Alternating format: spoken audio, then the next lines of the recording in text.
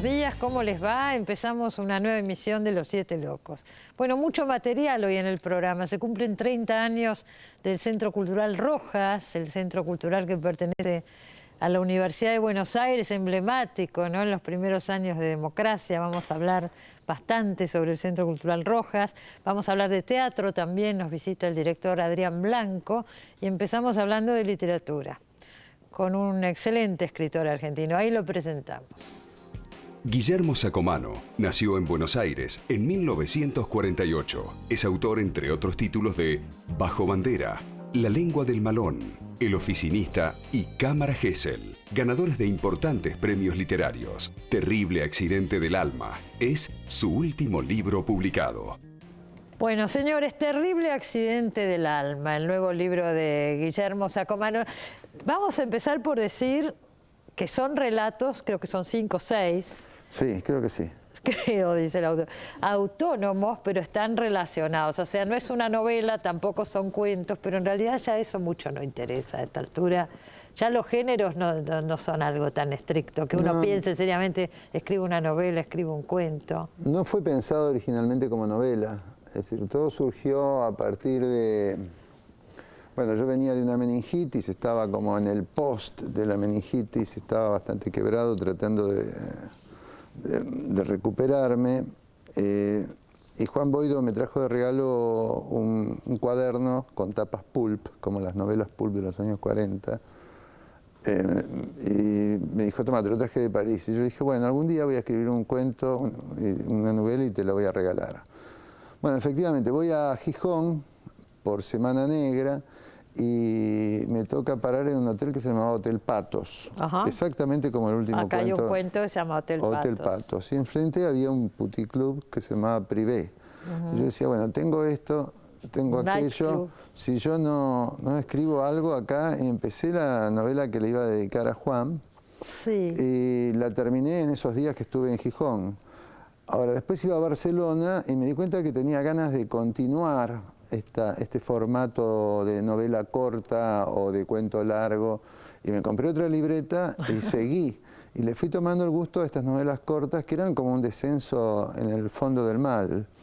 Y como, del mal. Del mal. Sí. Es decir, como entrar en una zona de máxima oscuridad, que por otro lado... también es la que yo veo, porque cuando camino por la calle y veo gente tirada en el piso, o cuando ves las noticias, o cuando entras en una villa, o entras en una cárcel a dar una charla, es decir, lo ves en estado puro. Y esto tiene que ver no solo con nuestra sociedad, sino con toda la sociedad capitalista en general. El capitalismo, yo no creo que exista un capitalismo humano, creo que el capitalismo es autodestructivo, además de asesino autodestructivo. Y creo que se perdió el contrato social, el respeto al otro, la identidad, el respeto a la identidad del otro. Y bueno, estos cuentos hay filicidio, parricidio, No, hay de incesto, todo, no falta nada. Lo mismo que me dijiste vos antes del programa, me lo han dicho varios. ¿Qué dije antes del programa? Dijiste, es muy duro. Es muy duro. Es muy duro. Y me dicen, Guille, ¿qué escribiste? Pará un poco, Guille. Frená un poco. Bueno, pero era también la visión que yo tenía en ese tiempo y también respondía a una serie de lecturas. Yo me había agarrado en los últimos tiempos a la lectura de Dante, estuve durante 2 o 3 años leyendo Dante, El descenso al infierno, y llegué al paraíso. Y determinados autores católicos, como San Juan de la Cruz. Si me preguntás este libro, ¿qué es? Yo te diría, es una búsqueda de luz en la noche oscura del alma, porque todos los personajes de alguna manera intentan responderse esa pregunta que se hace Iván Karamazov en los hermanos Karamazov de Dostoyevsky, que es, si Dios ha muerto, ¿está todo permitido? Y a veces daría la impresión de que está todo permitido, y esta novela o estos cuentos están pasando tal vez el martes que viene o el miércoles que viene, no es un futuro de ciencia ficción tan lejano, ¿no? Yo recordaba, perdóname que te interrumpa, tu novela El oficinista, que salió hace un par de años. Tiene un parentesco. Tiene un parentesco en esa ciudad, qué sé yo, que tiene visos de realidad, pero también es una ciudad... Una ciudad arrasada. es una ciudad arrasada, pero da una sensación de ciudad con elementos futuristas también, ¿no? Sí. Es una ciudad que no es realista, digo, aunque en algunos aspectos sí, pero en otros no. No, es Tampoco como, podríamos decir que estos son cuentos realistas. Yo Está diría- exacerbado todo. Yo diría que es una exasperación, está exacerbado todo lo que podría constituir las representaciones de lo que se denomina el mal. Pero la pregunta que me hago es, ¿dónde está el mal y dónde está el bien en esto? Porque lo que se trasunta a través de, creo que de todas las historias, insisto, es una búsqueda de sentido, que también creo que es mi búsqueda como escritor. Es decir, uno en los tiempos que corren hoy no tiene más remedio que preguntarse ¿por qué escribo? ¿Para qué escribo? ¿Cuál es el sentido de lo que escribo? Sí. ¿Qué intento generar en el lector? ¿Cuál es mi compromiso con esta realidad que vivo? Y no estoy hablando de un compromiso militante con tal o cual partido político, estoy diciendo... Compromiso tuyo, vital, como escritor y como persona. Y por otro lado también, después de Cámara Gesell y de algún otro libro, yo decía, una de las apuestas de la literatura es ponerte vos en riesgo, escribir contra vos mismo, contra lo que te sale fácil. Yo no creo en la carrera y desconfío del oficio. Tal vez a medida que uno va adquiriendo oficio con los años, empieza a desconfiar del oficio, a sentir, esta melodía ya la toqué, esta canción ya la hice, tengo que ir en contra de eso. Y por otro lado, cuando vos ves la escritura como carrera, hay un momento que se te pincha. ¿Cuántas veces uno entra y dice, bueno, otro libro de Paul Auster, con el respeto que me merece Paul Auster? Pero hay como una maquinita, una forma que se va repitiendo. Es cierto que no le podés pedir a un escritor que todos los días esté pegando una vuelta, un triple salto mortal. No, pero le podés decir que escriba menos por ahí también. O que escriba menos o que escriba con otra densidad. Claro, Es decir, bueno, a eso me refiero, claro. Y esto pasa a menudo, ¿no? Yo lo siento cuando entro especialmente a esas cadenas de grandes librerías donde te encontrás con que las novelas en su mayoría son textos formateados de 250 páginas que aspiran al becelerato o aspiran a la traducción, como si una traducción en Alemania te pudiera salvar. ¿No? Sí, sin duda, sin duda. Pero este es mi reniegue contra el oficio y lo que intenta explicar este libro. De todas maneras, vamos a decirlo.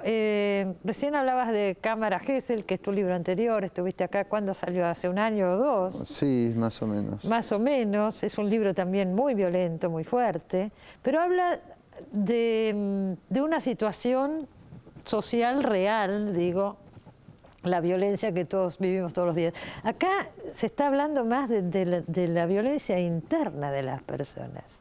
No de lo que pasa afuera, sino de lo que pasa adentro. Sí, lo que pasa es que creo que todos estamos muchas veces en un interior sacados. Estamos como sacados o al borde. Estos personajes están Vos sacados. sentís que en cualquier momento esto se cae. Sí. ¿No? Yo tengo esa sensación, yo vivo entre Gesell y Buenos Aires. En Gesell tengo una relación, a pesar de todo lo que he criticado en esa novela. Sí, creo que no sé cómo seguís viviendo en Gesell después de todo lo que has Sigo dicho en la viviendo porque novela. encuentro solidaridad, encuentro cierta situación comunitaria que a mí me remite a los barrios de infancia. Bueno.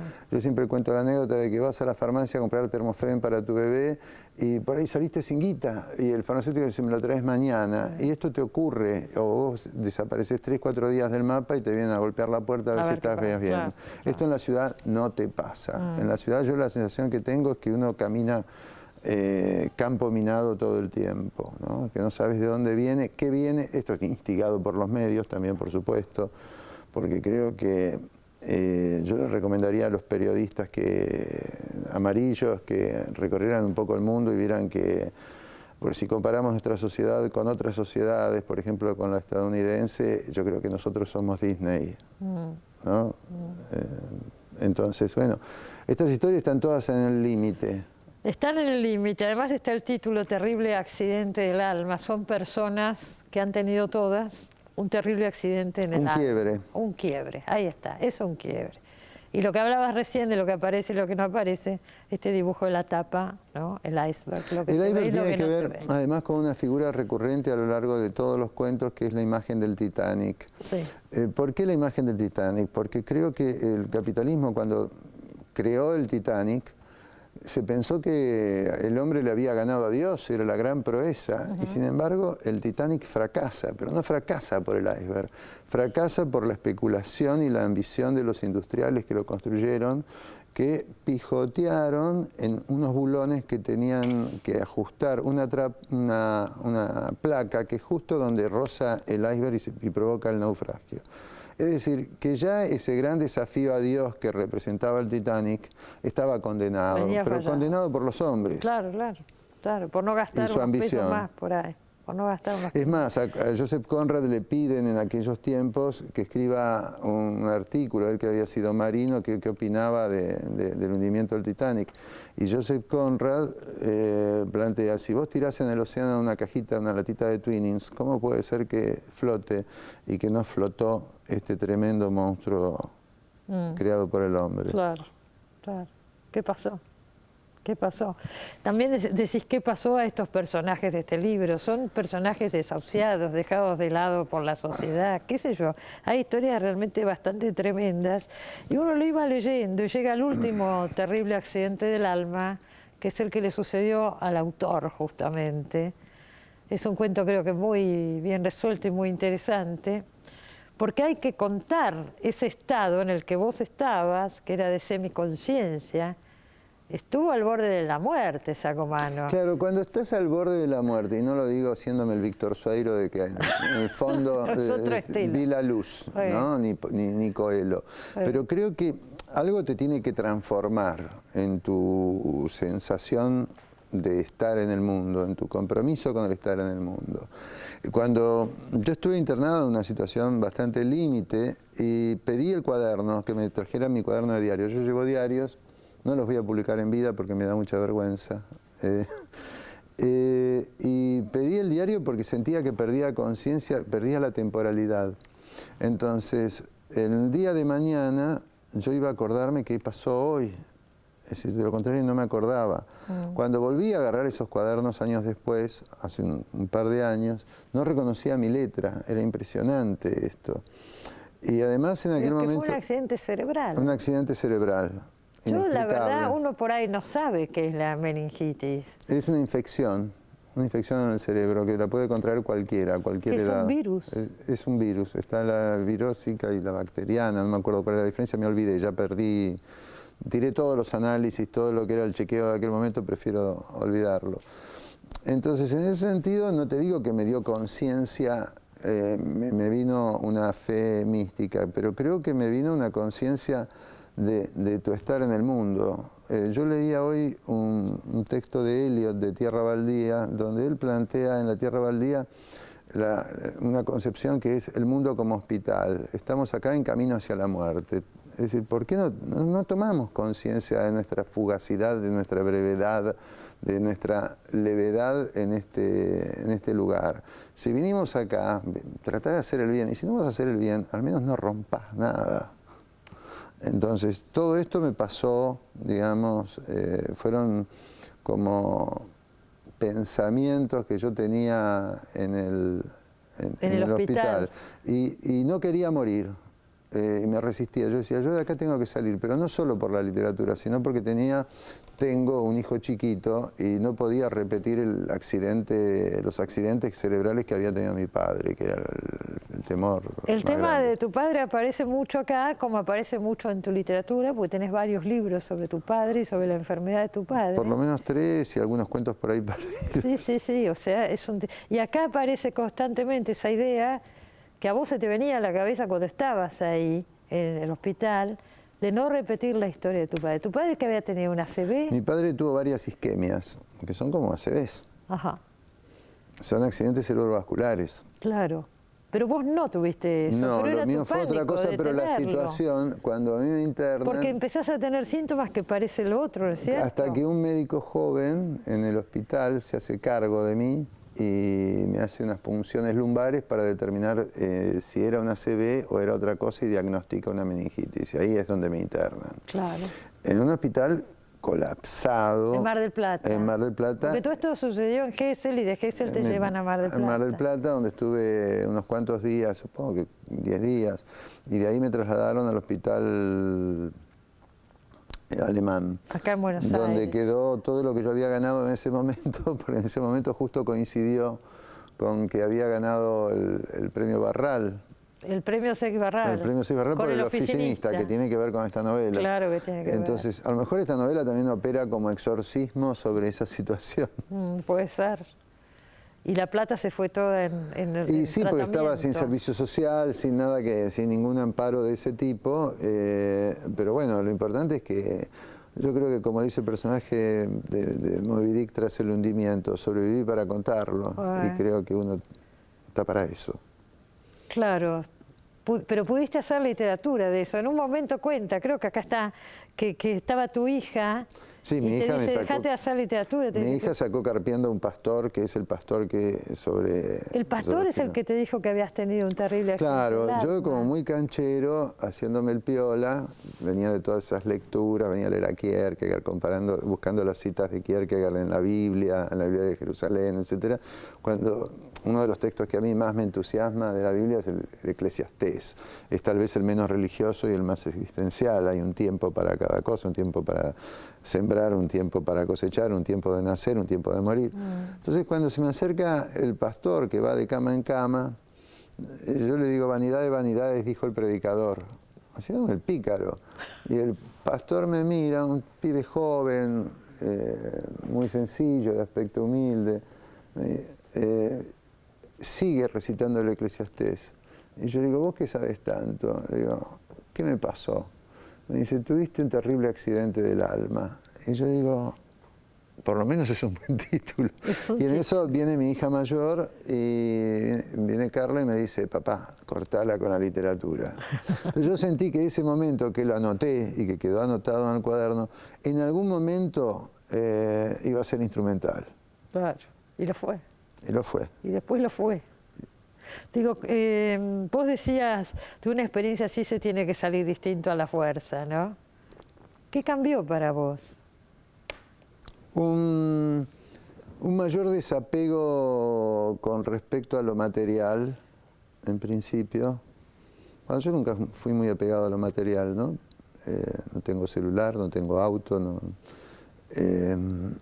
Pero creo que una conciencia que tal vez te da el mar, si una virtud tiene vivir en Gesell, es que todos los escritores somos vanidosos, somos unos narcisos, nos creemos gran cosa, nadie te lo dice, pero todos creemos ser superiores al que tenemos al lado. Pero cuando te parás frente al mar, te sentís tan pequeño, tan diminuto, te sentís tan poca cosa, que te devuelve a tu real dimensión humana.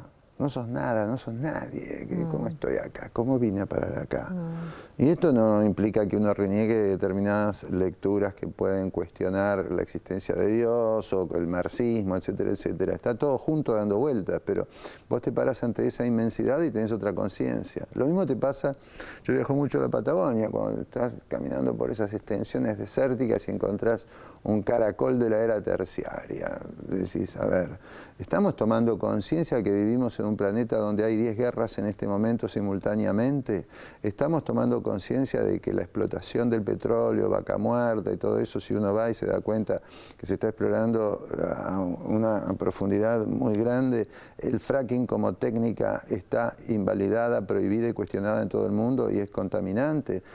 Estamos haciendo añicos el lugar donde vivimos y esto parece que es un tema que no preocupa a los políticos, no preocupa a los gobiernos, no solo acá, en todo el mundo. Y lo que se deduce del libro, leyendo estos cuentos, es otra cosa, es que nos estamos haciendo añicos a nosotros mismos. Hay un desamor profundo en estas historias. Hay una autodestrucción que es la autodestrucción de este sistema puesta en ejercicio en los cuerpos, porque además los personajes funcionan más como cuerpos que como sujetos totales. Están parcelados, están quebrados. En algún momento se cortó ese piolín que los une a un grado de responsabilidad y de conciencia. Está escrita desde el dolor. No se me ocurre escribir de otro lugar, aunque lo diga con una sonrisa. Creo que es la materia con la cual nosotros creamos. Sí. O los escritores que a mí me importan, digamos, trabajan con esto. Tengo algunas frases acá que dijiste que me gustaría comentar, antes de irnos al corte, que ya nos tenemos que ir. Decís que es el libro más misterioso para vos mismo de los que hayas escrito. ¿Es así? Es bastante así porque...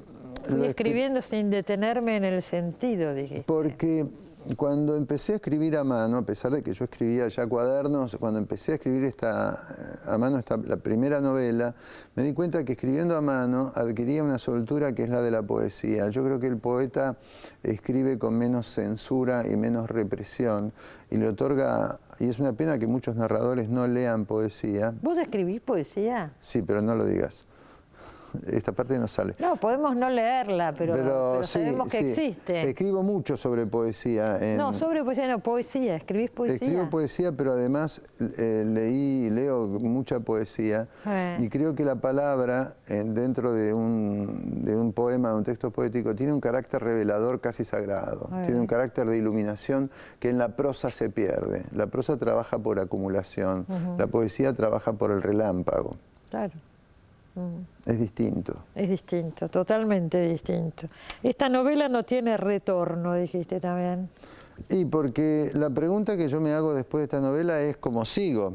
Es decir, creo que voy a seguir escribiendo cuentos, voy a tratar de volver a escribir cuentos, estoy en eso. Ando con una novela como todo escritor siempre arrastra una novela como Alma en Pena que no le sale, tengo una novela hace años, pero volví a escribir cuentos y me gusta volver al género, lo de entrar, salir, pasar de una trama a otra, ir encontrándole cuáles son los tornillos sueltos, haciendo ajustes.